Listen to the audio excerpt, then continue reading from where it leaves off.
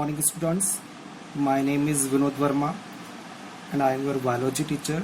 Now, the today's topic is sexual reproduction. So, let's see what happens in sexual reproduction. So, first of all, as you know that what is reproduction.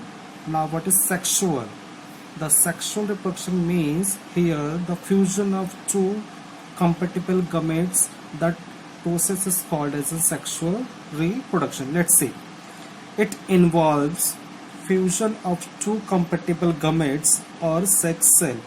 मतलब mail and female गमेट का fuse होने वाला जो process होता है उसी process को हम बोलते हैं sexual reproduction. All organisms reach to the maturity in their life before they can reproduce sexually. यहाँ पर ये बोला गया है हमारे अर्थ में जितने भी लिविंग ऑर्गेनिजम्स हैं वो जैसे ही एक मैच्योर्ड एज को क्रॉस करते हैं या पहुँचते हैं या रीच करते हैं, जैसे कि हम उसे प्यूबर्टी का एज बोलते हैं ह्यूमन बीइंग में, just like that type of age is able to reproduce. Okay, so यहाँ पर वही आपको बताया गया है. Next, in plants the end of juvenile और vegetative phases marks the beginning of the reproductive phase and can be seen easily in the higher plants at the time of flowering. यहाँ पर ये बोला है हायर प्लांट्स. अभी हमने higher plants क्या होता है या प्लांट्स क्या होते हैं आपको बताया, बट एक बार फिर से बोलना चाहिए. जो लोअर प्लांट्स होते हैं वो होते हैं अल्गी एंड ब्रायोफाइट्स. अगर हम हायर प्लांट्स की बात करें सो उसमें आते हैं pteridophytes, gymnosperm and angiosperm. So let's see. सबसे पहले यहाँ पे बोला है in plant the end of juvenile और vegetative phase marks the beginning of the reproductive phase and can be seen easily in the higher plants at the time of flowering.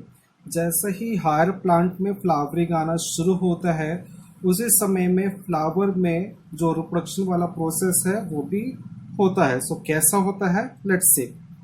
The flower is a specialized reproductive structure of a plant in which sexual reproduction takes place. Plant में flower एक ऐसा structure होता है जिस structure के वजह से reproductive जो कैरेक्टर है या जो रिप्रोडक्टिव फेज है वो इजीली हो पाता है. बिकॉज फ्लावर में मेल एंड फीमेल दोनों कैरेक्टर प्रेजेंट होते हैं. उससे हम एंड्रोशियम एंड गाइनोशियम के नाम से भी जानते. So let's see. The function of flower is to produce haploid gamete and to ensure that fertilisation will takes place. अभी फ्लावर का जो मेन फंक्शन है वो क्या होता है कि मेल एंड फीमेल गमेट को प्रोड्यूस करना. Basically male and female gamete जो होते हैं वो स्टार्टिंग में या इनिशियल स्टेज में हैप्लॉइड होते हैं और जैसे ही उनका फ्यूजन होता है या फिर जब वो मिक्स होते हैं सो उनका नेचर चेंज होकर वो डिप्लॉइड कंडीशन में चेंज हो जाते हैं. सो अगर हम बात करें एंड्रोशियम की, मेल गैमेट जहाँ पर पाए जाते हैं तो इनिशियली वो स्टेज हैप्लॉइड होगा. अगर हम बात करें गाइनोशियम की जो फीमेल कैरेक्टर होता है वहाँ पे भी जो इनिशियल गैमेट पाए जाते हैं वो हैप्लॉइड होता है. बट जब एंड्रोशियम एंड गाइनोशियम दोनों के गैमेट आपस में फ्यूज हो गए अकॉर्डिंग टू द फ्लावर, सो उसका कन्वर्जन किस में हो जाएगा, डिप्लॉइड में. सो वो कैसा होता है देखेंगे आगे. Typical flower consist of 4 different whorls, namely calyx, corolla, androecium and gynoecium. So basically जो एक टिपिकल फ्लावर का स्ट्रक्चर होता है उसमें 4 whorls कहने का मतलब 4 बेसिक पार्ट्स पाए जाते हैं जिसका नाम होता है calyx, corolla, androecium and gynoecium. So according to our this syllabus हम यहाँ पर जो हमारा टिपिकल फ्लावर है उसके जगह पे हम पढ़ाई करने वाले हिबिस्कस फ्लावर की, जिसको हम रोजा साइनेसिस भी बोलते हैं, जो उसका बॉटनिकल नेम है. तो उसका हम यहाँ पर डिटेल में स्ट्रक्चर का स्टडी करने वाले हैं. सो कैलिक्स एंड करोला जो होता है ये एक ऐसा पार्ट होता है फ्लावर का जो सेक्सुअल रिप्रोडक्शन में पार्टिसिपेट नहीं करता. अगर हम बात करें एंड्रोशियम एंड गाइनोशियम की, सो फ्लावर का एक ऐसा पार्ट होता है जो सेक्सुअल एक्टिविटी में पार्टिसिपेट करता है. सो किस तरह से होता है यहाँ पर ये सब चीजें हम देखेंगे. So sexual reproduction involve 2 major event. अभी यहाँ पर बताया कि जो सेक्सुअल रिप्रोडक्शन होता है प्लांट्स के फ्लावर में वहाँ पे कौन से इवेंट या कौन से टॉपिक या कौन से पार्ट्स होते हैं, लेट्स से। सबसे पहला बोला है meiosis and fusions of gametes to form diploid zygote and the productions of the genetically dissimilar offsprings. अब यहाँ पे सबसे पहला बोला है कि जो मेल गमेट है फीमेल गमेट है, इसको बताने की छोटा सा रफ डायग्राम आपको बताना चाहूंगा मैं। लेट्स से आपको सपोज करना है this one is male gamete,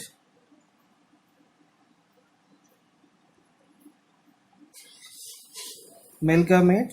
इसके बाद हमारा सेकंड वाला होगा, ये होगा हमारा फीमेल गमेट्स। अब यहाँ पर मेल एंड जो फीमेल गमेट है ये आपस में फ्यूज हो गए, और जब ये फ्यूज हो जाएंगे सो ये बन जाएगा यहाँ पर जाइगोट। ठीक है। अभी हमारा जो मेल गमेट होता है फीमेल गमेट होता है, स्टार्टिंग में इनका जो नेचर होता है वो कैसा होता है, हैप्लॉइड। हैप्लॉइड का मतलब होता है कि यहाँ पर अभी तक कोई भी सेक्सुअल एक्टिविटी हुई नहीं है, और ये जो कंडीशन होती है हैप्लॉइड की ये आती है माइटोसिस में। उसके बाद जब इनका फ्यूजन हो चुका होता है, यानी कि जब आपस में क्रॉस होकर फ्यूज होते हैं मेल एंड फीमेल गमेट, सो यहाँ पर जो कंडीशन आती है वो होती है डिप्लॉइड। डिप्लॉइड में यहाँ पर जो सेट ऑफ क्रोमोसोम रहते हैं वो 2 नंबर के रहते हैं, means 2n number, that is set of chromosome यहाँ पर बात करते हैं। यहाँ पे सिर्फ एक क्रोमोसोम पाया जाता है, मतलब set of chromosome only 1। Here again 1 set of chromosome, here the 2n means 2 set of chromosome. कहने का मतलब एक set of chromosome male character से, एक set of chromosome female character से, दोनों यहाँ पर फ्यूज होकर मिलता है, डिप्लॉइड कंडीशन बनती है। और इसी कंडीशन को हम बोलते हैं मियोसिस। क्या बोलते हैं यहाँ पर, मियोसिस। अब इसके बाद जो कंडीशन होता है यहाँ पर इसका कैरेक्टर किस में चेंज होता है, यहाँ से ये बनता है जाइगोट के बाद एम्ब्रियो।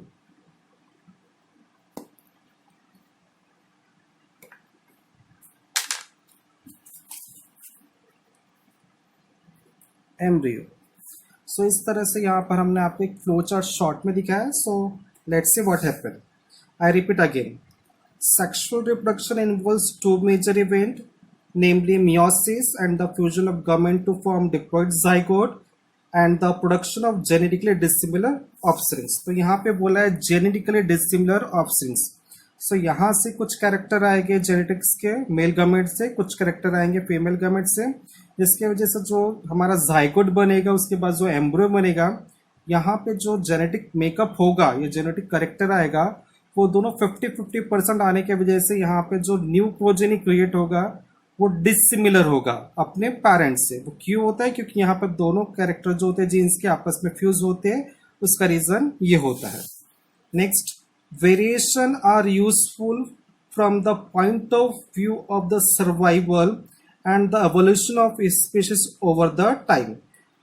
अब यहाँ पे ये बताया गया वेरिएशन जो होता है वो बहुत जरूरी चीज है एक लिविंग बीइंग में, उसके साथ ही साथ उसका एवोल्यूशन के लिए, पर्टिकुलर उसकी जो भी स्पीशीज होती है उसके लिए। तो यहाँ पे ये बात बहुत जरूरी है।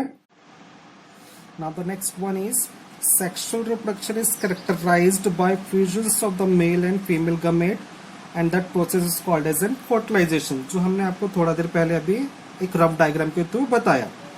The formation of zygote and embryogenesis, sequential event that occur in sexual reproductions are grouped into 3 distinct stages, namely pre-fertilization stage, second fertilization stage and the third one is post-fertilization stage। अभी कैसा होता है, let's सी। सो हमने जो आपको diagram दिखाया है, सबसे पहले यहाँ पर हमारा जो स्टेज दिख रहा है ये वाला हमारा होगा प्री फर्टिलाइजेशन स्टेज। उसके बाद हमारा यहाँ पर जो सेकेंड आएगा ये होगा हमारा फर्टिलाइजेशन स्टेज। मैं मार्क कर देता हूँ यहाँ पर, आपको इजीली समझ में आ जाएगा। फर्स्ट स्टेज, सेकेंड स्टेज और यहाँ पर हमारा होगा third stage, that is embryogenesis. So हमारा जो फर्स्ट स्टेज है वहाँ पर प्री फर्टिलाइजेशन होगा, सेकेंड स्टेज में हमारा फर्टिलाइजेशन हो जाएगा, थर्ड स्टेज में जो फर्टिलाइजेशन हो जाता है उसके बाद की जो प्रोसेस होती है उसको हम बोलते हैं embryogenesis. Now what is embryogenesis? The development of an particular embryo is called as an embryogenesis. मतलब जो एम्ब्रियो होता है उसका जो डेवलपमेंट होता है उस प्रोसेस को हम बोलते हैं एम्ब्रियोजेनेसिस। सो यहाँ पर हमने बात की एक फ्लावर के स्ट्रक्चर की। तो फ्लावर का स्ट्रक्चर क्या होता है, किस तरह से होता है, उसका फंक्शन क्या होता है, let's see with an diagram. So यहाँ पर आपको एक टिपिकल स्ट्रक्चर दिखाया गया फ्लावर का. Now this flower is called as an hibiscus flower. इसको हम शू फ्लावर भी बोलते हैं, चाइना रोज भी बोलते हैं. साथ ही साथ देखते हैं इसमें क्या क्या होते हैं. सबसे पहले यहाँ पर अगर आप देखोगे ग्रीन कलर का जो पोर्शन पाया जाता है प्लांट के बेसल एरिया में और लोअर साइड में, उस एरिया को हम बोलते हैं यहाँ पर कैलिक्स. ठीक है. उसके बाद यहाँ पर जो कलरफुल एरिया होता है जिसमें ब्राइटनेस होता है, उस एरिया को हम बोलते हैं पेटल और करोलास. ठीक है. So petal and corollas, calyx and sepal. Okay. Now the next one is हमारा यहाँ पर जो आपको इस तरह से फिलामेंट स्ट्रक्चर दिख रहा है, इस स्ट्रक्चर को हम पूरा स्ट्रक्चर को बोलते हैं एंड्रोशियम. अभी एंड्रोशियम का जो टिप होता है, टिप में सबसे ऊपर पाया जाता है एंथर. एंथर जहाँ पर कनेक्ट होता है उसी एरिया को हम बोलते हैं कनेक्टिव. और फिर ये जो पूरा ट्यूब लाइक स्ट्रक्चर जो होता है उसको हम बोलते हैं फिलामेंट. जब एंथर, कनेक्टिव एंड फिलामेंट तीनों आपस में मिल जाते हैं उस एरिया को हम बोलते हैं एंड्रोशियम. सो इसको बताने के लिए एक छोटा सा डायग्राम मैं आपको फिर से निकाल के दिखाना चाहूंगा. सो आप डायग्राम में देख सकते हो इजीली किस तरह से निकाला गया है. सो लेट्स सी.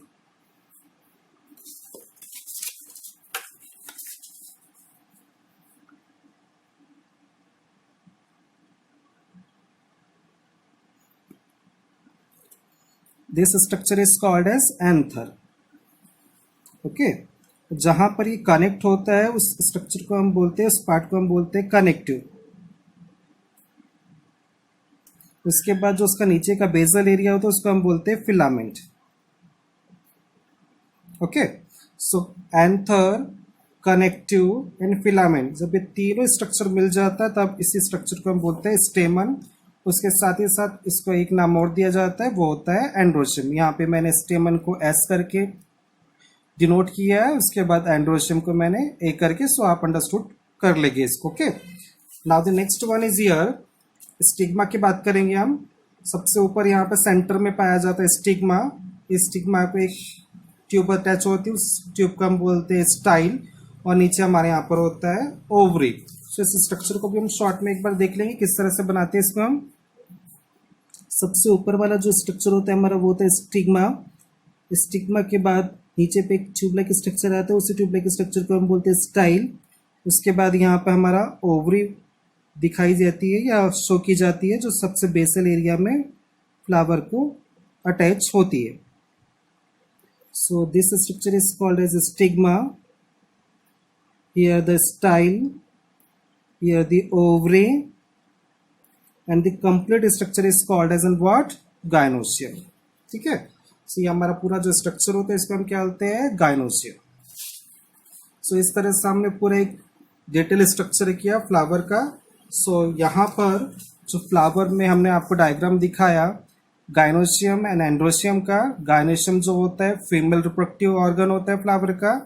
वहीं अगर हम बात करेंगे एंड्रोशियम की, सो ये मेल रिप्रोडक्टिव वॉल्स होता है.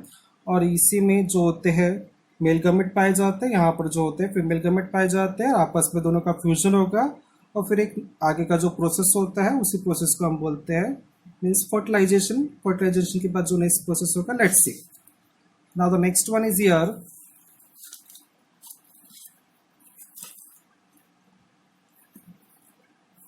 The male reproductive walls of flower is called androecium, जो हमने आपको थोड़ा देर पहले ही बताया.